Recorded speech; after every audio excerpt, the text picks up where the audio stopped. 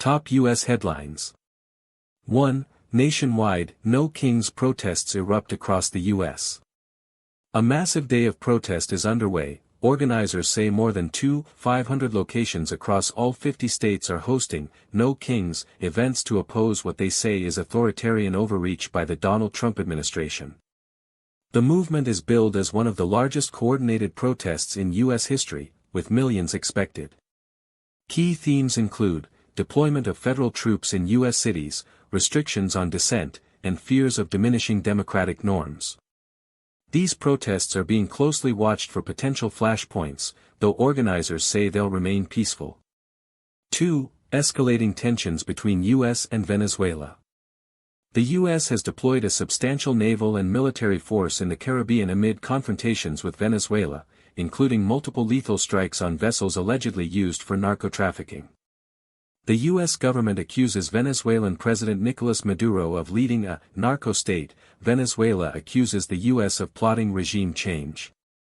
The situation is raising concerns about unintended escalation or a broader military engagement. Analysts are warning that the lines between counter-drug operations and open conflict are becoming blurred. 3. U.S. economy defies recession fears, but unevenly. Despite widespread predictions of a downturn, the U.S. economy is holding up. The International Monetary Fund, IMF, upgraded its U.S. growth forecast for 2025 to 2% and 2026 to 2.1%. Much of the growth is driven by an investment boom in AI and tech, with asset-rich households seeing large gains, but lower-income workers are facing wage stagnation and inflation.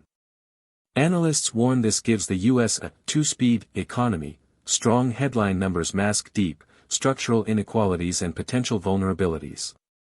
4. Political and legal developments involving Donald Trump.